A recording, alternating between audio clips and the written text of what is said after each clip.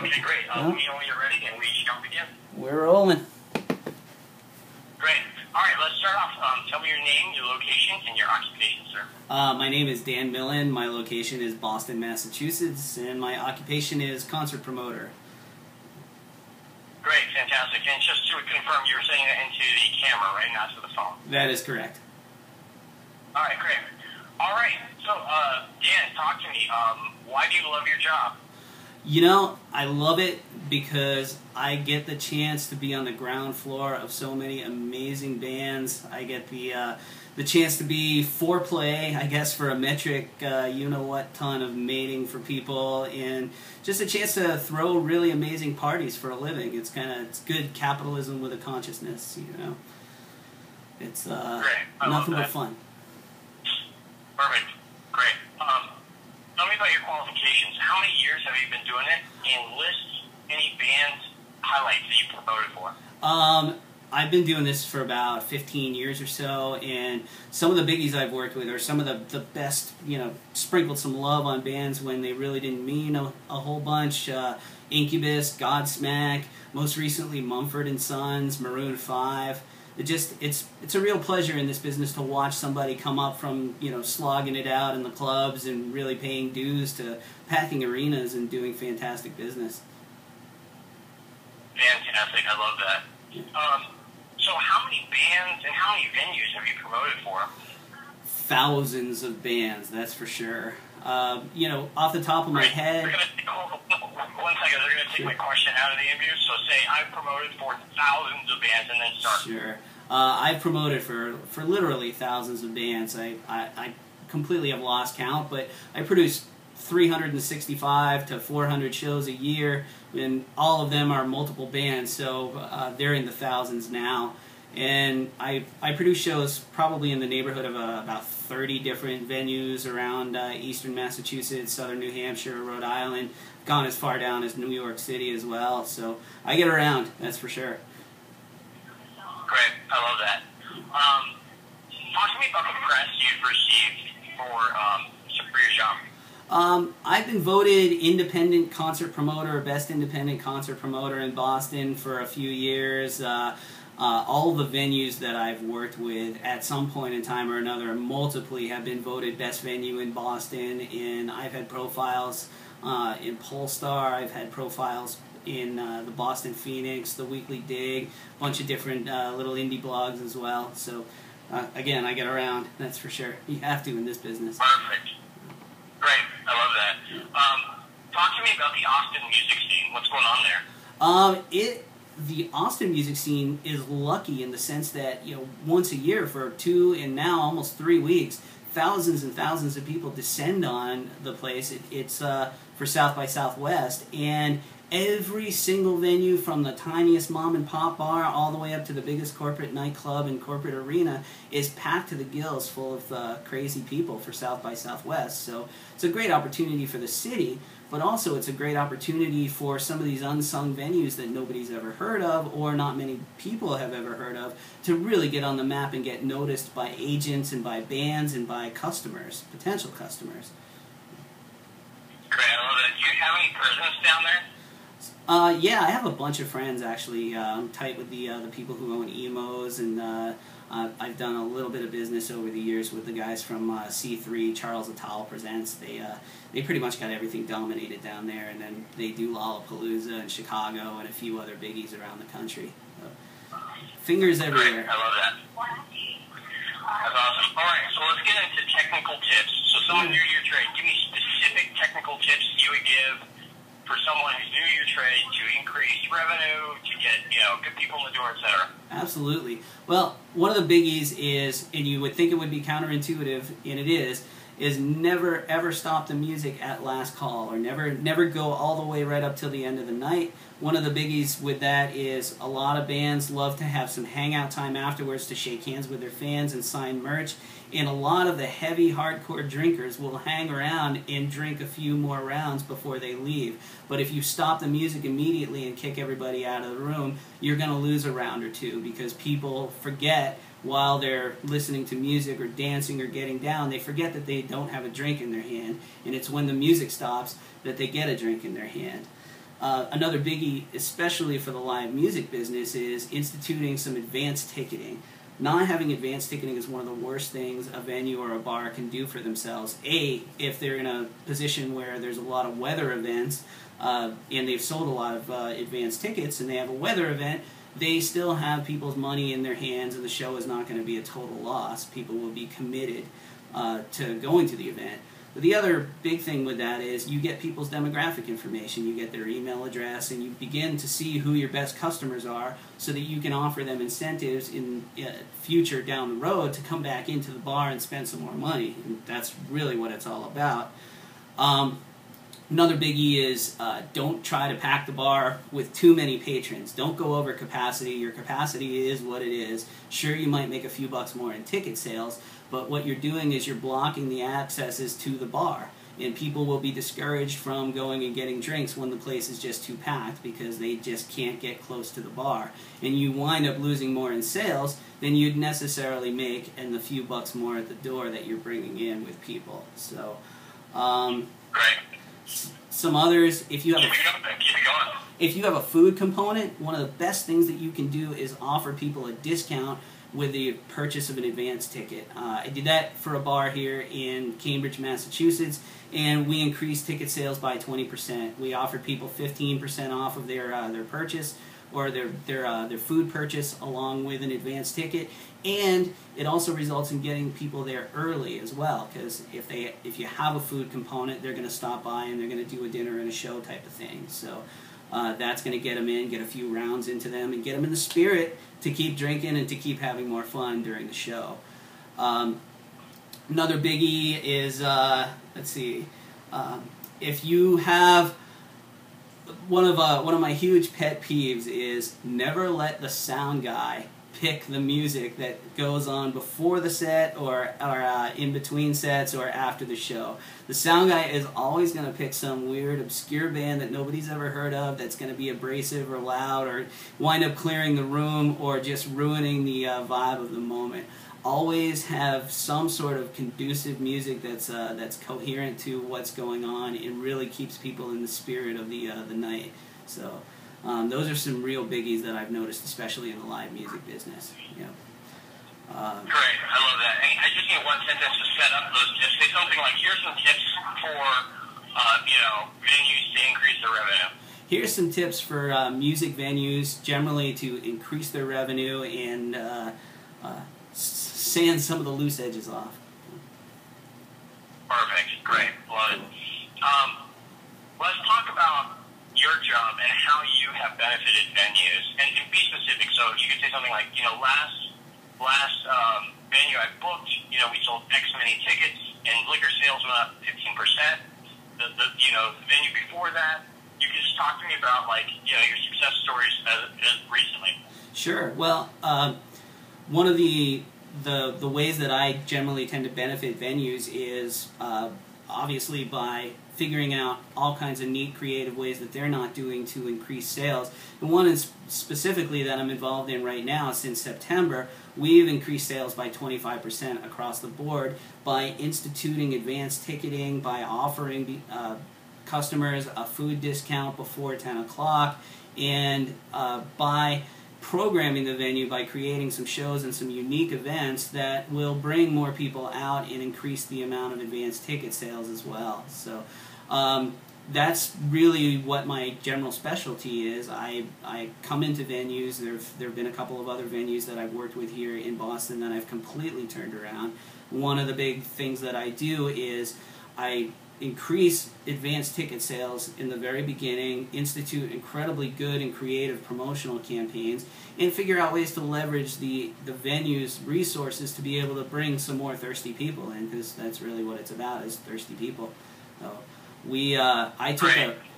I took a stodgy old blues club back in the day. This would have been about 2002 or 2003, and all they were doing was, the same standard sort of 12-bar blues, and their music had been getting very stale, and the club's reputation had been getting very stale, and they just were not changing with the times. So I completely revamped, took a look at the club's location, and realized that an entirely different style of rock and roll and bands and and vibe was needed, and I just brought in a whole bunch of different new talent, a bunch of different acts of people that I had relationships with, and just turned the entire club around, and took it from the verge of, I guess, going bankrupt or the ownership wanting to sell it to actually being a really, really viable and great live music venue in the city. Right. So you've actually done this already. What bars are you looking for? Say something like that. Yeah, I actually have done it, and I've sort of performed the musical version of Bar Rescue on several different occasions here in Boston. That's kind of what I'm known for. At least 6 different clubs. I've come in and identified where the cash is leaking out, what sort of promotional plans the venue could create, how to leverage their relationships with distributors, and just overall how to keep from losing money and making money in a really fun way. And that's kind of what I'm noted for. That's my specialty, is turning flagging bars or live music joints around and making them go, making them very successful. Great. Are there any techniques that you have performed with those successful kind of stories that are kind of like tried and true, tested? So you were talking about advanced ticket sales. I love that. What are some techniques that people can get kind of like the digital, information out there? What do they do? Oh, well, absolutely. I mean, Facebook and Twitter these days are just killing it, and it's free. That's the thing, is Facebook and Twitter and other social media, it really only costs you time, but you can spread so much information across so many different people when you leverage your fan base as well. If you're doing something cool, if you're turning someplace cool, people want to be associated with that. You're sort of building a cult of personality, which you can turn around and leverage and reward people for spreading the word as well. There should be a significant chunk of your fan base, say maybe 5 or 10%.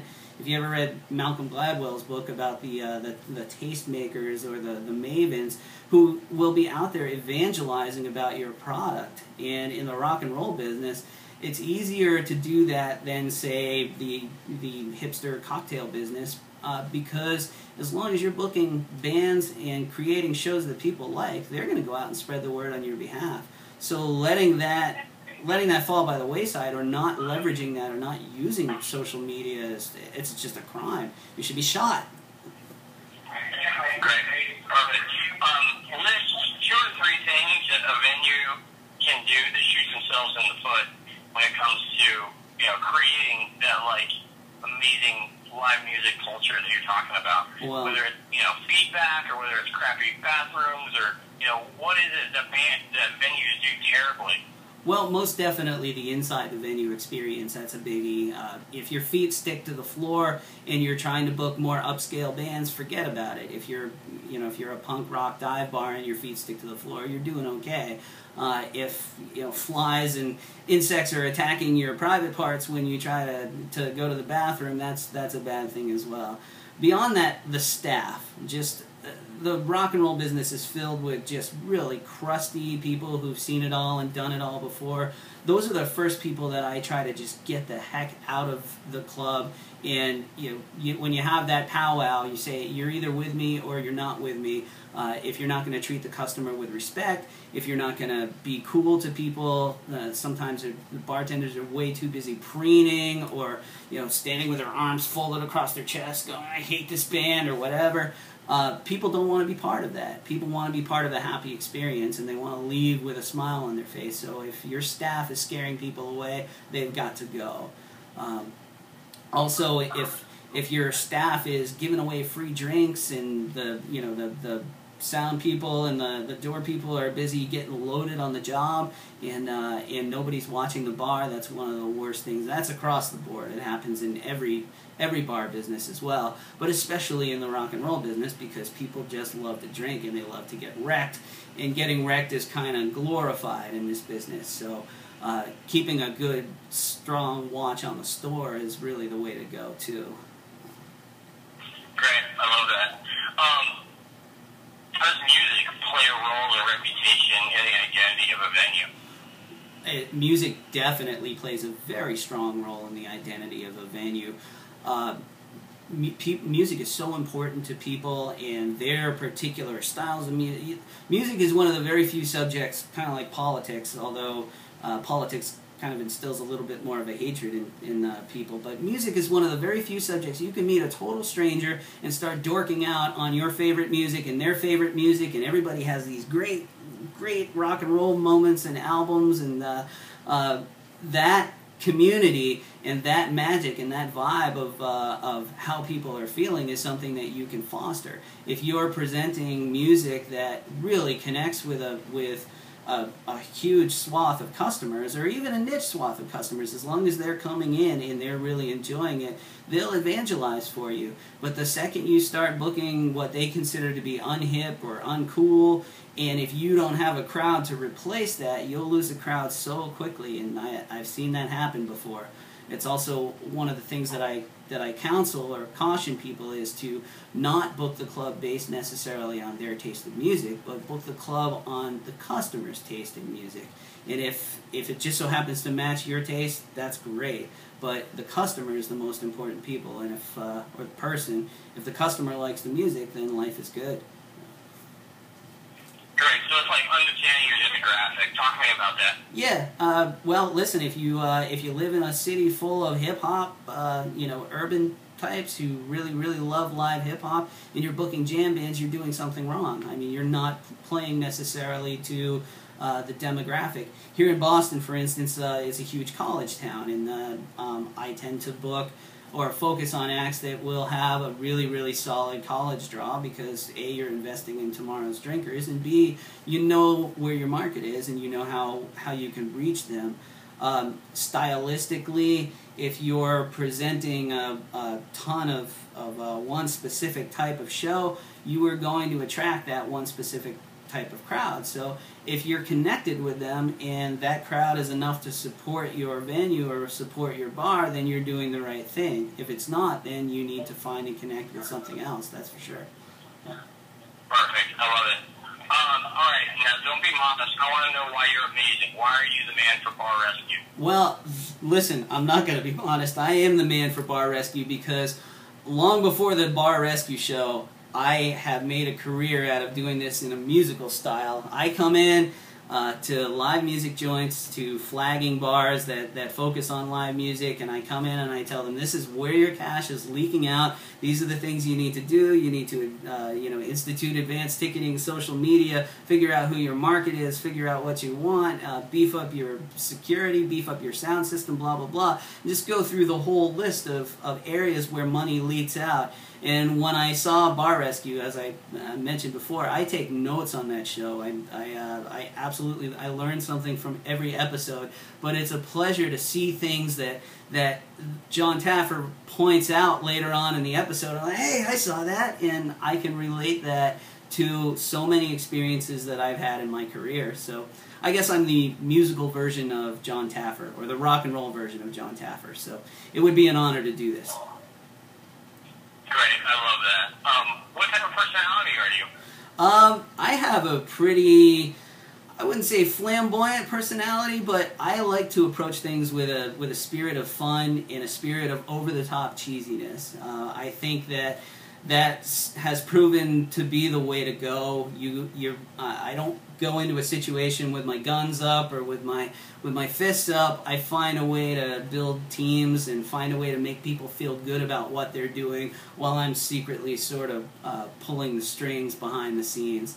And musicians love me because I used to play in bands, and I know what it's like to be up on stage. I know what it's like to travel 8 hours and hump your gear up 10 flights of stairs. And then club owners like me because I speak the language of ordering, and I speak the language of product and margins and things like that. So I'm able to skillfully walk the line in between and make people feel really good about themselves while doing it.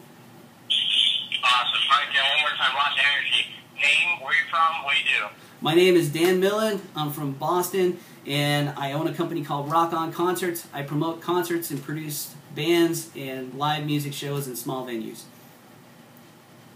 Fantastic. Go ahead and hit cut. Cut. Yeah, that was awesome. All right.